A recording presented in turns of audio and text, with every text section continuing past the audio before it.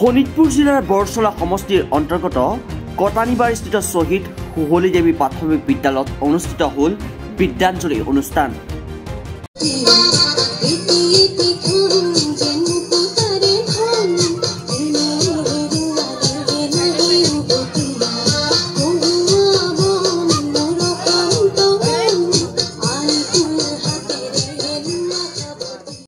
উক্ত বিদ্যাঞ্জলি অনুষ্ঠানৰ মুকলি সভাত মুখ্য অতিথি হিচাপে উপস্থিত থাকিল বৰচলা বিধানসভা সমষ্টিৰ বিধায়ক গণেশ কুমাৰ লিম্বু। উল্লেখযোগ্য যে সমাজকৰ্মী ধ্ৰুৱজ্যোতি বৰাৰ সভাপতিত্ব কৰা আৰু দীপক শৰ্মাই আগ ধৰা আজিৰ এই মুকলি সভাৰ উদ্দেশ্য ব্যাখ্যা কৰিলে বিদ্যালয়খনৰ প্ৰধান শিক্ষক আব্দুল ৰছিদ আলীয়ে। মুকলি সভাৰ অনুষ্ঠানত উপস্থিত থাকিল শোণিতপুৰ জিলা আঁচনি বিষয়া কৃষ্ণকান্ত ডেকা, CRCC জ্যোতিৰ্ময় বৰা, বিজেপি নেতা ধ্ৰুৱজ্যোতি বৰুৱা, BRP পংকজ দেৱ ৰয়, কুদুৰত আলীৰ লগতে অভিভাৱক, ছাত্ৰ-ছাত্ৰী আৰু স্থানীয় ৰাইজ। মুকলি সভাত বিধায়ক গণেশ কুমাৰ লিম্বুৱে শৈক্ষিক দিশত আগুৱাই নিয়াৰ ক্ষেত্ৰত গুৰুত্বপূৰ্ণ ভাষণ আগবঢ়ায়।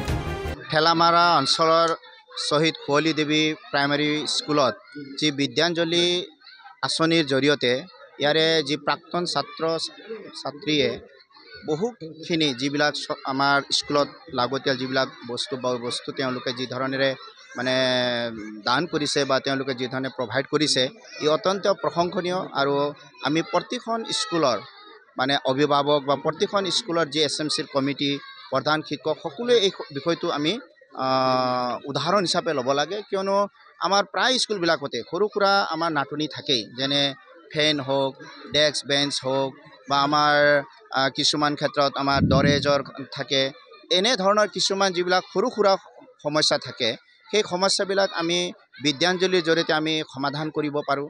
ইমানেই নহয়, যদি আমাৰ অভিভাৱকসকলে বা আমাৰ SMCৰ কমিটি যদি সঠিক ধৰণে যদি তেওঁলোকে পৰিচালনা কৰে বা ৰাইজৰ লগত আলোচনা কৰে, তেতিয়াহ'লে কিছুমান আমাৰ যিবিলাক বিষয় থাকিব, যেনে যিবিলাক বিষয়ত আমাৰ অঞ্চলত যিবিলাক প্ৰাক্তন ছাত্ৰ ছাত্ৰী থাকিব, বিভিন্ন বিষয়ত তেওঁলোক হয়তো আজি এটা ছেক্টৰ তেওঁলোক মানে ইষ্টাব্লিছ হৈছে, তেওঁলোক হয়তো হাইলি কোৱালিফাইড হৈছে, বিভিন্ন স্কুল ইউনিভাৰ্চিটিত তেওঁলোক আজি কাম কৰি আছে। তেওঁলোকক মাজে সময়ে স্কুলখন পৰিদৰ্শন কৰি তেওঁলোকৰ থকা যিবিলাক জ্ঞান আছে, সেই জ্ঞানবিলাক যদি আমি ছাত্ৰ ছাত্ৰীসকলক দিব পাৰিম, তেতিয়াহ'লে মই ভাবোঁ বিদ্যাঞ্জলিৰ যিটো মানে আঁচনিৰ যিটো মহৎ যিটো মানে উদ্দেশ্য, সেই উদ্দেশ্যটো সফল হ'ব। 2021 চনৰ পৰা এই প্ৰচেষ্টা হাতত লৈছিলে। আমাৰ শোণিতপুৰ জিলাত আমাৰ বিদ্যাঞ্জলিৰ জৰিয়তে বিভিন্ন ধৰণৰ সা সামগ্ৰী আৰু সেৱা লাভ কৰা হৈছে। এতিয়ালৈকে আমি প্ৰায় 2500 আমাৰ ভলেণ্টিয়াৰ ৰেজিষ্ট্ৰেশ্যন কৰিছে। মুঠ 5টা আমাৰ NGO আৰু 6টা আমাৰ CSR পাব্লিক ছেক্টৰ তেওঁলোকে আমাৰ কণ্ট্ৰিবিউশ্যন কৰিছে। আজি এই বিদ্যালয়খনত আহি কাৰণে ভাল লাগিছে যে ইয়াত ৰাইজে ওতঃপ্ৰোতভাৱে বিদ্যালয়খনলৈ বিভিন্ন সা সামগ্ৰী যোগান ধৰিছে। ইয়াৰ আগতো এই বিদ্যালয়খনত এনেধৰণৰ অনুষ্ঠান এটা হৈছিলে।